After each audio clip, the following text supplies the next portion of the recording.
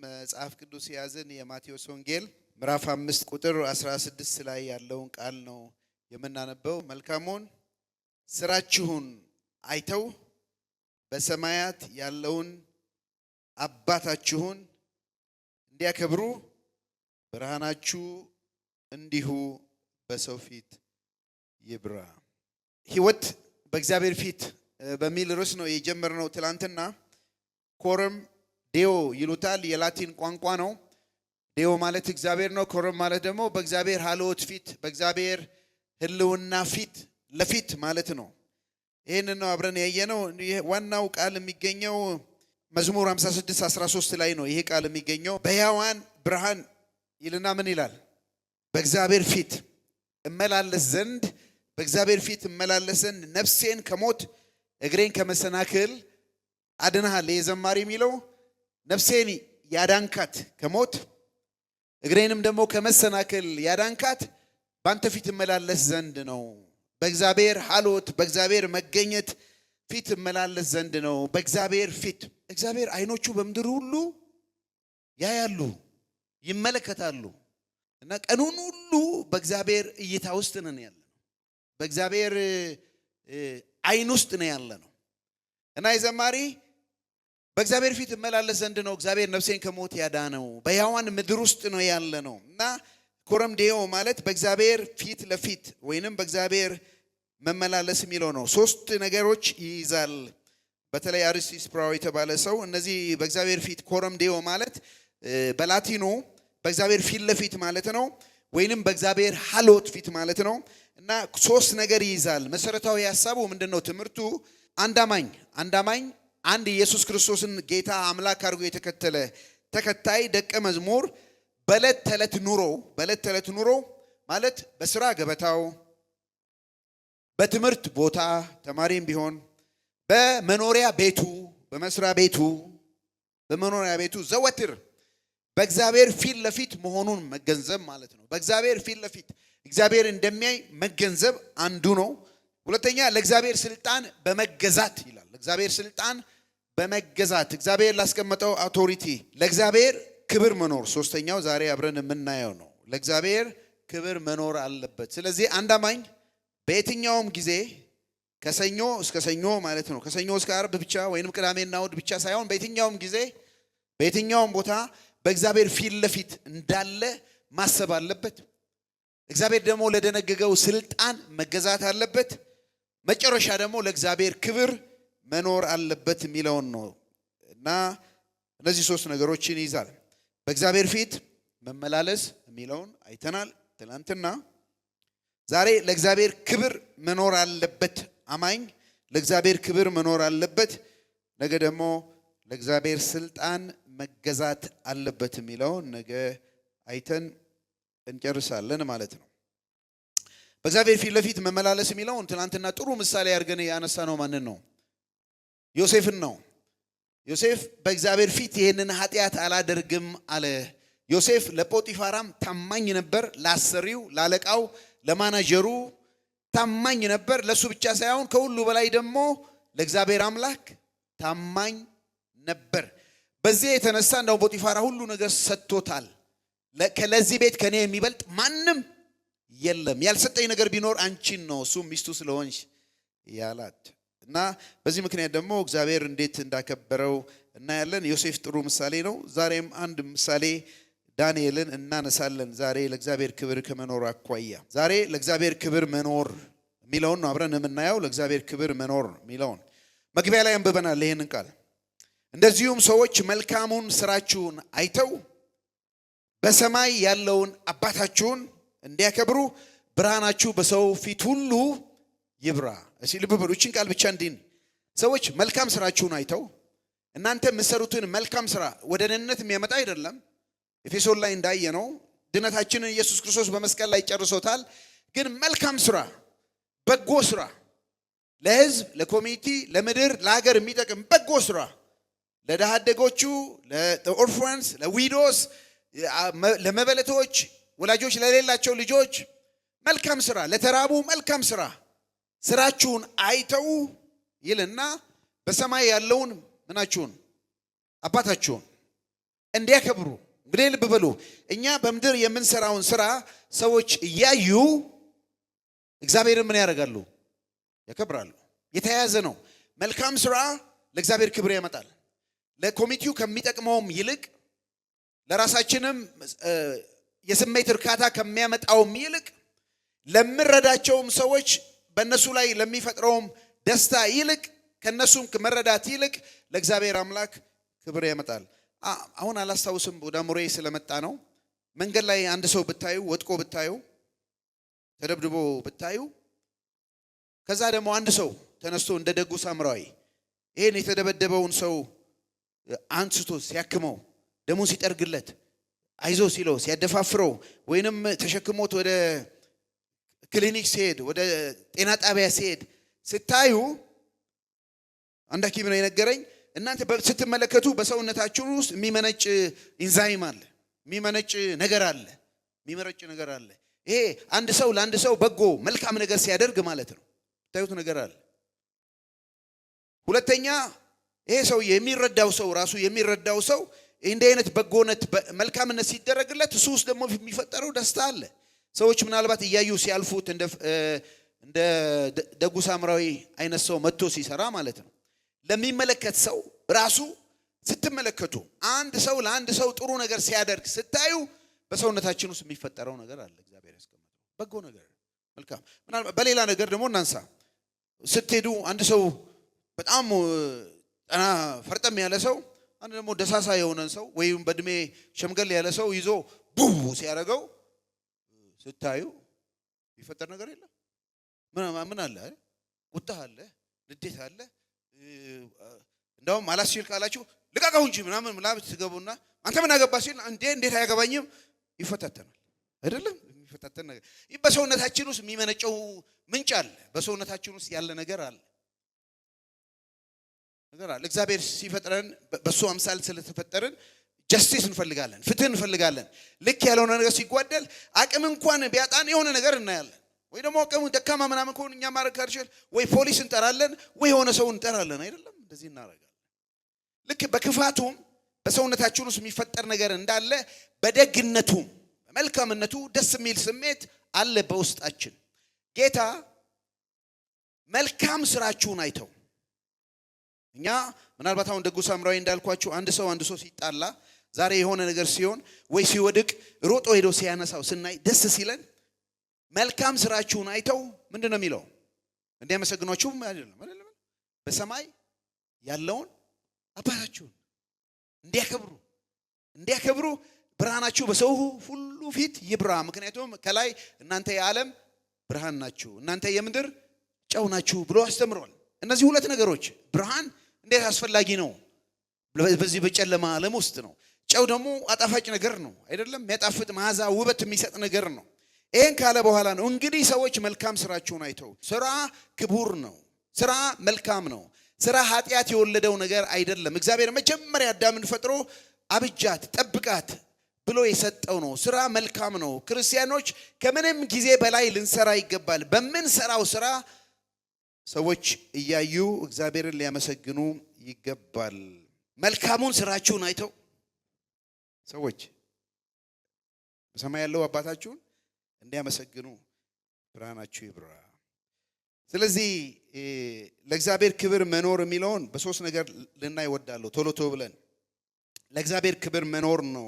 ኮረም ዲዮ ሲባል በእግዚአብሔር ፊት መመላለስ ማለት ዓላማችን ኑሯችን እግዚአብሔርን ለማስከበር ነው። እና ሶስት ነገር ላንሳ ዛሬም በዚህ ግሩፕ ላላችሁ ከእናንተ ሊጀምር። እግዚአብሔር በአምሳሉ የፈጠረን ለራሱ ክብር ነው። እግዚአብሔር በአምሳሉ የፈጠረን ለክብሩ ነው፣ ለኛ አይደለም። ለራሱ ክብር ነው። እግዚአብሔር ሲፈጠረን ከምን ጊዜውም በላይ ልናቅም የሚገባን እውነት እግዚአብሔር በአምሳሉ ሰውን የፈጠረው ለሰው ብቻ ጥቅም ሳይሆን ለራሱ ክብር ነው። ፈጣሪ መሆኑ አምላክ መሆኑ ሰውን መውደዱ ሰውን ማፍቀሩ ሰውን አስቦ መፍጠሩ እሱ ይመሰገን ዘንድ ነው፣ ይከበር ዘንድ ነው። ጌታ መጣው ኢሳይያስ 43:7 ላይ እንዲሁ እንደ መግቢያ እንዲሆነን ኢሳይያስ 43:7 ላይ እንዲህ ይላል፣ በስሜ የተጠራውን ሁሉ ለክብሬ የፈጠርሁትን ያበጀሁትና የሰራሁትን አምጡ። የፈጠርኩት ይሁን ብሎ እንኳን የፈጠረው ፍጥረታት ደግሞ በእጁ ጭቃ አብኩቶ የፈጠረው አምሳሉ እኛ የተፈጠርነው ለማን ነው? ለእግዚአብሔር ክብር ነው። እግዚአብሔር ይመሰገን ዘንድ፣ እግዚአብሔር ይደነቅ ዘንድ፣ እንዴት አይነት ፈጣሪ ነው ይባል ዘንድ፣ እግዚአብሔር ይወደስ ዘንድ፣ በስራው ይመሰገን ዘንድ። አንተ ሰማይና ምድሩን ፈጥረሃል። ስለዚህ ልትከበር ይገባሃል፣ ልትመሰገን ይገባል። የፈጠርከው ፍጥረት ያመሰግን ዘንድ ይገባል። ወገኖች ሆይ ጌታ የፈጠረን ለክብሩ ነው ከምንም ነገር በላይ እንጂ 60 እና 70 ዓመት በምድር አልፈን ለምንኖረው ኑሮ ብቻ አይደለም። ሰውን በመፍጠሩ በአምሳሉ በመፍጠሩ በፈጠረው ፍጥረት ላይ አለቃ አድርጎ በመሾሙ እግዚአብሔር ይመሰገን ዘንድ ነው። እግዚአብሔር ለክብሩ ፈጥሮናል፣ ለአምሳሉ ፈጥሮናል። ስለዚህ ለተፈጠርንበት ፍጥረት መኖር አለብን ነው። እግዚአብሔር የፈጠረን ለክብሩ ነው። በትምህርታችን መሰረት እግዚአብሔር የፈጠረን በመልካም ስራችን፣ ሰዎች መልካም ስራችንን አይተው መልካም ስነ ምግባራችንን አይተው እሱን ያከብሩ ዘንድ ነው። እሱ ይመሰገን ዘንድ ነው። እሱ ይከብር ዘንድ ነው። ለእግዚአብሔር ክብር መኖር ማለት ነው። እና ለተፈጠርንበት እንኖር። ለተፈጠርንበት አሁን ሜድ ኢን ቻይና ይባላል። ጫማችን፣ ሸሚዛችን የተፈጠረው የሰሩት እዚህ ሀገር ያሉ ሰው የሰሩት ለምናችን ነው? ከዚህ ከደረታችን በላይ ላለ ነው። ሱሪያችን ደግሞ የተፈጠረው ወደዚህ ነው። ሲገለባብጡና አድርጉት። ሱሪውን በሸሚዝ ቦታ ሸሚዙን ላልተፈጠረበት አይሆንም። ጫማና ባርኔጣ ወሰዱሽ። ጫማ የተፈጠረበት አለ ለማን ነው? ለእግር ነው። ባርኔጣስ የተፈጠረው እኛ ላሉ መላጣዎች ወይ ነው። እሺ ቀያሩት። በባርኔጣው ቦታ ጫማውን በጫማው ቦታ ኮፍያውን ብናደርግ እንዴ ማለት ላልተሰራበት ስራ አንድ ነገር ሲኖር እንደዚህ ነው። በጣም የሚገርም ነው። ምናልባትም ጸያፍ ነው፣ ምናልባትም ልክ ያልሆነ ነገር ነው። ለተፈጠረበት ነገር ግን ሄዶ ልክክ ሲል ይሄ ነው ዓላማው። ስለዚህ ሰው ለምን ተፈጠረ ብትሉኝ ሰው ለእግዚአብሔር ክብር ሊያመጣ ምናልባትም አሁን እየተማርን ባለነው ጌታን በተናገረው መልካም ስራ በማድረግ ለእግዚአብሔር ክብር ልናመጣ ነው። እግዚአብሔርን አምላክነት፣ እግዚአብሔርን በጎነት፣ እግዚአብሔርን ደግነት ልጆቹ መሆናችን በሰማይ ያለውን አባታችሁን እንዲያከብሩ የተፈጠርንበት ዓላማ ለሱ ነው። እሺ ወደ ግራ ሄዱ። ጎረቤት በሉት አጠገቡ ያለውን ሰው ጎረቤት ተረረ እሺ ጎረቤት ያው ለዛሬ አብራችሁ የሚቀመጥ ነው ጎረቤት። እሺ ለተፈጠርክበት ዓላማ ኑር፣ ለተፈጠርሽበት ዓላማ ኑሪ። እግዚአብሔር የፈጠረሽ ለክብሩ ነው። ለውርደት አትኑሪ። ለእግዚአብሔር ክብር መኖር ማለት እግዚአብሔር የፈጠረን ለምንድን ነው ብለናል? ለክብሩ ነው። ሁለተኛ እግዚአብሔር በልጁ ዳግመኛ የወለደን ለክብሩ ነው። እኛ የተፈጠርን ሰዎች ብቻ ሳይሆን ዳግመኛ ደግሞ በክርስቶስ የተወለድን ነን። ዳግምም እንኳን የወለደን ለራሱ ክብር ነው። እኛ ደህንነት ከምናገኘውም በላይ እውነቱ ይሄ ነው። ድነት እኮ የእግዚአብሔርን ቸርነትና ምሕረትን ነው በጣም የሚያጎላው እንጂ የሰው ኃጢአተኝነትን አይደለም። እግዚአብሔር ከምሕረቱ የተነሳ ባለጠጋ ስለሆነ ከወደደን ከትልቅ ፍቅሩ እንኳን የተነሳ ኃጢአተኞች በሆነ ጊዜ ሕይወትን ሰጠን። እግዚአብሔር ክብሩን ያሳይ ዘንድ የክብሩን ባለጠግነት ያሳይ ዘንድ እና እግዚአብሔር ምሕረቱን ያሳየን እኛን አድኖ በምሕረቱ ባለጠጋ በመሆኑ ይከበር ዘንድ ነው። ይመሰገን ዘንድ ይህን አደረገ ይላል አይደለም? ጥሩ ጥቅስ የሚሆነው አንደኛ ጴጥሮስ 1:3 ላይ እንዲህ ይላል፣ እግዚአብሔር በልጁ ዳግም የወለደ ለክብሩ ነው። ኢየሱስ ክርስቶስ ከሙታን በመነሳቱ ለሕያው ተስፋ ለማይጠፋ እድፈት ለሌለበት ለማያልፍ ርስት እንደ ምሕረቱ ብዛት ሁለተኛ የወለደን የጌታችን የኢየሱስ ክርስቶስ አምላክና አባት ምን ይሁን ይባረክ። ይህም ርስት በመጨረሻው ዘመን ይገለጥ ዘንድ ለተዘጋጀ መዳን በእምነት በእግዚአብሔር ኃይል ለተጠበቃችሁ ለናንተ በሰማይ ቀርቶላችኋል። እንደ ምሕረቱ ብዛት ሁለተኛ የወለደን የኢየሱስ ክርስቶስ አምላክና አባት ይባረክ፣ ይመሰገን ዘንድ ይከብር ዘንድ ይባረክ ዘንድ ነው። ድነት ያዳነን ይመሰገን ዘንድ ነው። ኃጢአተኛውን ማዳን የሚችል አምላክ ነው። ያው የአንድ ልጁን ኢየሱስ ክርስቶስን ሕይወት ከፍሎ ማለት ነው። አንድ ልጁ ልኮ ያዳነን ዳግም የወለደን እኛ ተወልደን ደህንነት ከምናገኘውም ይልቅ እግዚአብሔር ይመሰገን ዘንድ ነው። እግዚአብሔር ስሙ ይከብር ዘንድ ስሙ ይባረክ። ይሄ የጴጥሮስን አጻጻፉን እናየዋለን። በአንድ ልጁ ዳግም የወለደን ለማይጠፋ ይህም ኢየሱስ ክርስቶስ ደግሞ ከሙታን በመነሳቱ ለተሰጠን ዳግም ልደት ለተሰጠን የልጅነት ስልጣን ለዚህ ያበቃን እግዚአብሔር ይባረክ። ስለዚህ እግዚአብሔር በልጁ በኢየሱስ ክርስቶስ ያዳነን ይከብር ዘንድ። ስለዚህ ኮረምዴዎስን በእግዚአብሔር ፊት መመላለስ ስንል በየጊዜው ልናስበው የሚገባን ነገር ለእግዚአብሔር ክብር እንድንኖር ፈጥሮናል። በክርስቶስ ኢየሱስ ደግሞ ዳግም አድኖናል። ስለዚህ ሊመሰገን ይገባዋል። ሶስተኛው እናንተ ግሩም ለእግዚአብሔር ክብር መኖር ስንል እግዚአብሔር የፈጠረን ለምኑ ነው? እግዚአብሔር የፈጠረን ለክብሩ ነው። እግዚአብሔር በልጁ ዳግም የወለደን ለክብሩ ነው። ሶስተኛ እናንተ እግዚአብሔር በሕይወት እንኳን የሚያኖረን ለክብሩ ነው። ክብሩ ነው። እንደ ዳንን ይወስደን ነበር እዚህ ለድነት ብቻ ከሆነ ግን በመኖራችን እግዚአብሔር የሚሰራው ስራ አለ። ለክብሩ ነው። እንዲህ ይላል እንግዲህ ስትበሉም ሆነ ስትጠጡ መብላትና መጠጣት በምድር ላይ ሕይወትን መቀጠል ማለት ነው አይደለም? ወይም ማንኛውንም ነገር ስታደርጉ ሁሉንም ነገር ለእግዚአብሔር ክብር አድርጉት። ዋው!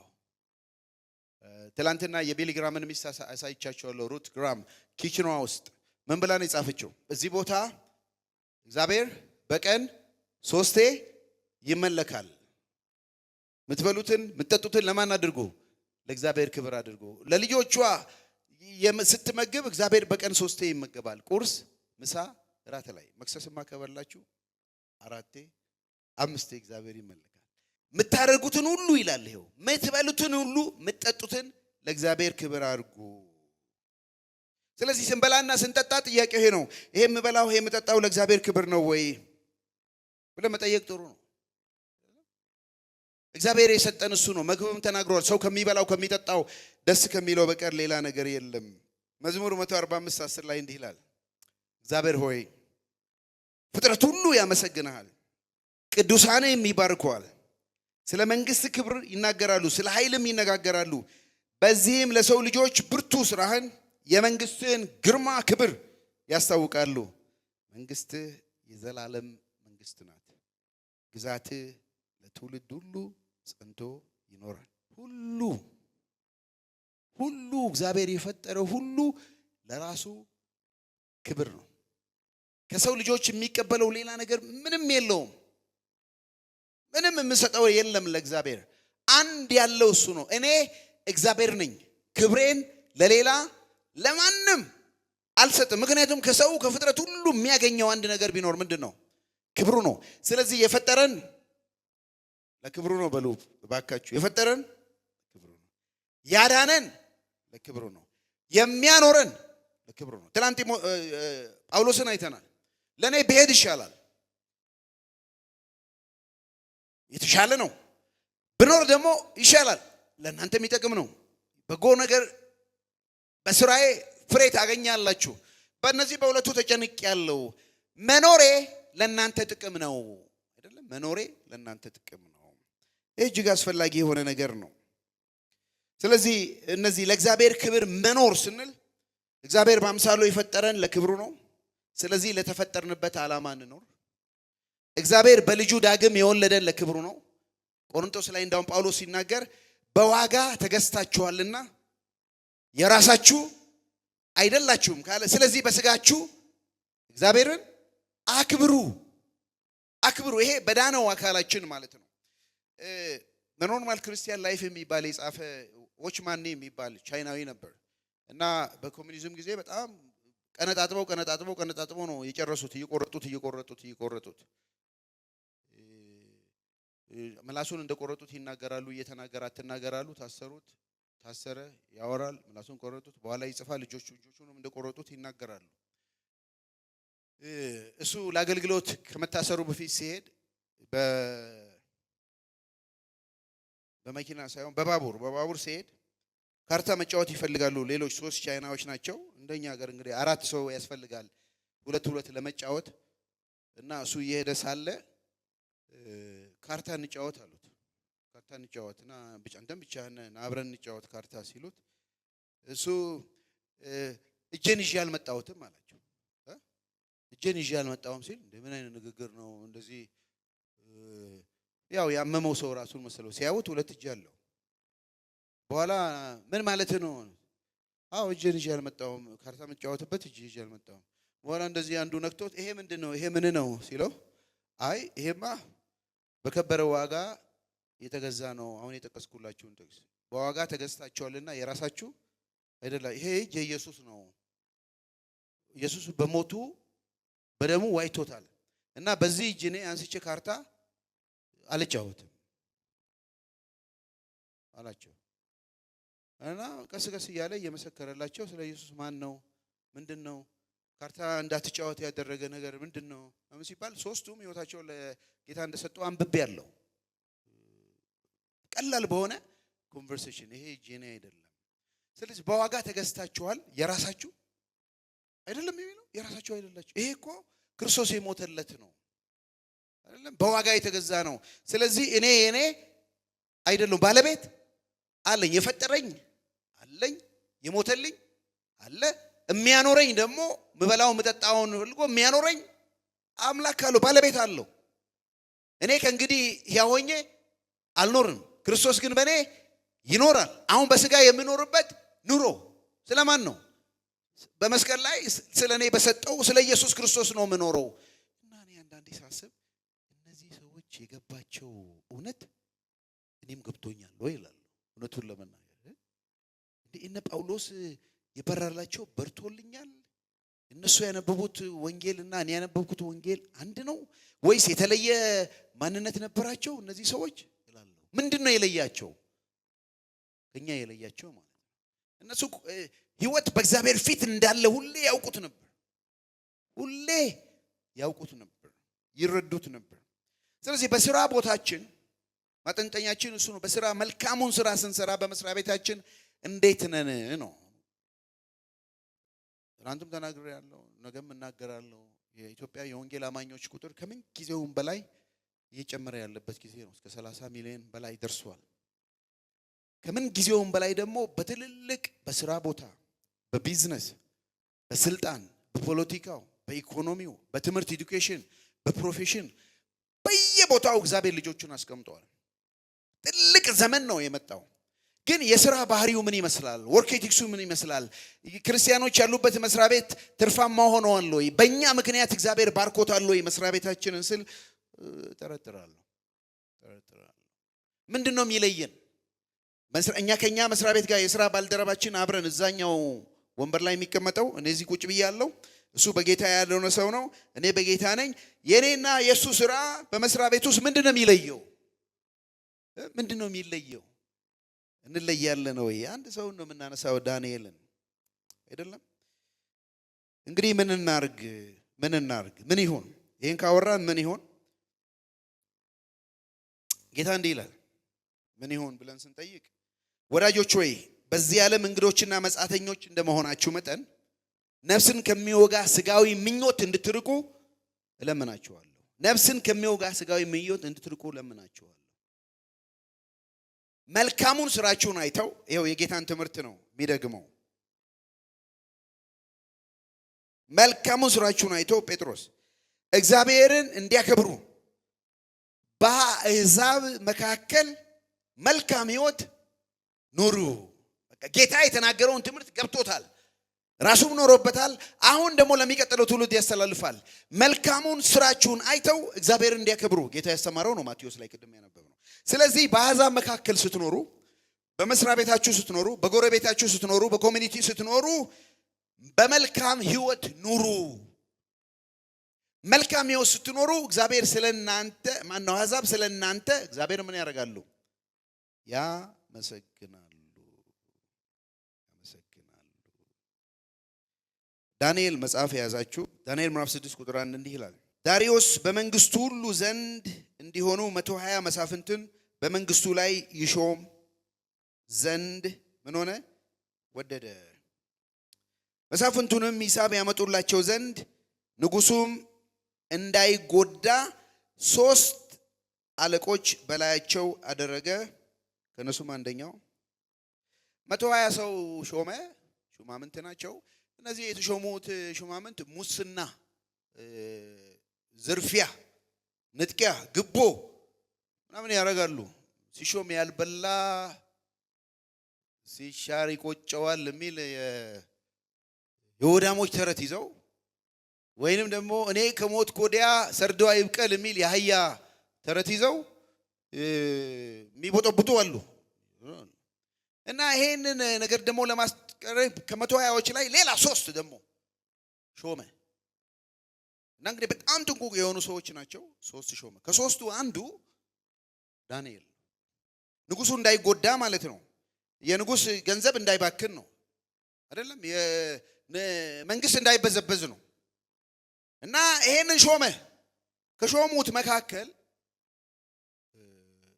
ብራዘር ዳኒ ነው አይደል? ዳኒ። ኦኬ እንቀጥል። ምዕራፍ 6 ቁጥር 4 ቁጥር 3 አደረገ። ቁጥር 3 ዳንኤልም መልካም መንፈስ ስላለው ከአለቆቹና ከመሳፍንቱ በአንድነት በለጠ። ንጉሱም በመንግስቱ ሁሉ ላይ ይሾመው ዘንድ አሰበ። አሁን ደግሞ ከ120ው ከሱ ጋር ከተሾሙት ከ3ቱ በልጦ ተገኘ። ስለዚህ አሁን ሌላ ደግሞ ከ3ቱ የበላይ ላይ ያደረገው አሰበ ማለት ነው። ቁጥር 4 የዚያን ጊዜ አለቆችና መሳፍንቱ ስለ መንግስቱ በዳንኤል ላይ ሰበብ ይፈልጉ ነበር። ነገር ግን ይሄን ቃል አንብቡልኝ። ሰበብ ይፈልጉ ነበር። ነገር ግን አረ አንብቡልኝ ባካችሁ። የታመነ ነበርና ስህተት በደል አልተገኘበትምና በሱ ላይ ሰበብና በደል ያገኙ ዘንድ አልቻሉም። እውነት አሁን በሌላ አነጋገር ቅድም እንደተናገርኩት እነዚህ 120 እነዚህ አብሮትም ያሉት 2 ሰዎች በዳንኤል ላይ ሰበብ ይፈልጉ ዘንድ ሲገባ ሲወጣ ማለት ካሜራ ደቅ ነው ይመለከቱት ነበር ማለት ነው። ያዩታል ምንም ሰበብ ምንም ምክንያት ምንም ይወነጀል ዘንድ ምንም ነገር ያደርጉ ዘንድ አልቻሉም። ቁጥር 5 እነዚህም ሰዎች ከአምላኩ ሕግ በቀር በዚህ በዳንኤል ላይ ሌላ ሰበብ አናገኝበትም አሉ። የዚያም ጊዜ አለቆች መሳፍንቱ ወደ ንጉሱ ተሰብስበው እንዲህ ያሉት ብለው ሌላ በአምላኩ ሕግ እንዳይሰግድ እንዳያመልክ አደረጉት። እና ዝም ብዬ ብጠይቅ በእውነት አንድ ሰው እንዳው እንኳን 1 ወር ሙሉ እንኳን 1 ሳምንት 1 ቀን አሁን ቢከታተሉን እኛ በቃ በጣም ቢከታተሉን አንገባም ወይ ራዳራቸው ውስጥ ነው አይደለም? የሚፈልጉት ነገር ውስጥ ወጥመድ ውስጥ አንገባም ወይ? እና የዳንኤል ህይወት በጣም የሚገርም ህይወት ነው። ሰበብ የለሽ ኑሮ በአምላኩ ደግሞ ሕግ ከሆነ በቃ በዚህ ከሆነ ምጡብኝ አለ። ከአምላኩ ሕግ በቀር ምንም አላገኝ። ይሄ ሰውዬ ከእምነቱ በቀር ምንም አናገኝበትም አሉ። ታውቃላችሁ ያው በሙስና በገንዘብ የተጠላለፉ ናቸው። አስባለሁ እነዚህ 2ቱም ሰዎች ሁሉ ሊበሉ ሲፈልጉ እምቢ ብሏቸዋል፣ ተተክሎባቸዋል። ስለዚህ እሱን ማስወገድ ነው የፈለጉት። ማስወገድ ደግሞ ቢሞክሩ ሁሉ አላገኙም። መጨረሻ ላይ ያገኙት። በእምነቱ መጡበት ማንም እንዳይጸልይ። ታውቃላችሁ ታሪኩ አይደለም? አንበሳ ይጣላሉ። እሱም ዳንኤል ሰገደ፣ አንበሳ ውስጥ ተጣለ። ንጉሱ ግን ሌሊት እንቅልፍ አጥቶ ነው ያደረው አይደል? ጠዋት መጥቶ እኔ ያስባለሁ ለአንበሳ ከጣለ ወዲህ ማንም ከጣለ ወዲህ ቀረብ ብሎ ዳንኤል ሆይ ምንድነው ያለው? ሁል ጊዜ በእግዚአብሔር ፊት ኮረምዴው ሁል ጊዜ በእግዚአብሔር ፊት ሰው ቢኖር ባይኖር በአሰሪዎች በሰራተኞች ፊት ሁል ጊዜ የምታመልከው አምላክ ከአንበሶች ጉድጓድ ሊያድንህ ችሏልን ሲለው ዳንኤል ቀና ብሎ ንጉሥ ሆይ ሺህ ዓመት ንገስ፣ በአምላኬም ፊት ባንተም ፊት ምንም ምክንያት አልተገኘብኝም። ስለዚህ አምላኬ መልአኩን ልኮ የአንበሶችን አፍ ዘግቷል። እነዚህ አንበሶች በጣም ዳንኤል የታመነ የሚለውን ቃል አይታችኋል። ታመነ ነው፣ ታማኝ ነው። እነዚህም አንበሶች እኔ ዝም ብዬ ሳስብ እንኳን ዳንኤልን አልበሉት እንጂ አንዳንድ ሙቪ ስታዩ በቃ ዳንኤል ከነሱ ጋር ሲጫወት ምናምን ያደረው አልበሉትም። እናም ተንተርሷቸው ሊያድር ይችላል። ብቻ አድረዋል፣ ሌሊቱ ሙሉ አድረዋል፣ አልበሉትም። ከዛ ከወጡ በኋላ